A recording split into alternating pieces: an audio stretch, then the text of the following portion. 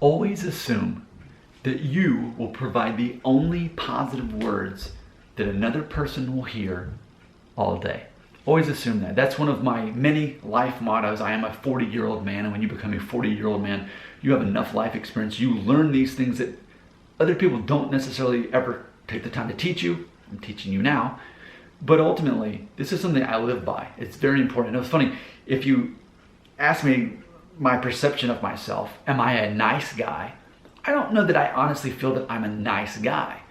Because for me personally, if I saw myself as a nice guy, I would see myself as someone who people could take advantage of. It's important to me that I have boundaries and I know what I believe in and that sort of thing. I'm not the kind of guy who would, today we're at the grocery store. If I've got a cart and I'm about to bump into someone, we don't see each other, I'm not going to say, oh, sorry. I'm not that kind of person. I don't apologize for something like that. I'll absolutely apologize for something, but not something for that. It's like, there's nothing to apologize for. So I don't see myself as nice, but as far as making someone's day with kind words when they're not expecting it, absolutely. So later, after we went to from the grocery store, we were at the pet store, and there was the girl, and my son's looking at getting a lizard now that our hamster unfortunately passed away. He lived a full life. But I probably spent 15 minutes asking this girl all these questions about the right type of lizard or chameleon to get. And she took a lot of time and she was very well versed on all the answers. And I really, truly appreciated that. I mean, we learned a lot. I was thinking about this $70 lizard only to find out you can't really even hold it. My son wants something that he can handle like that. So if it weren't for her taking the time to help us understand that, her name's Andy, by the way, I just remembered it, then we wouldn't know that.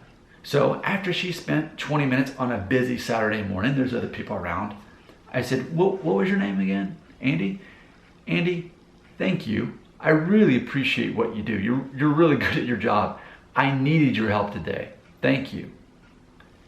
And I could tell it meant a lot. But even if it didn't mean a lot, that doesn't matter.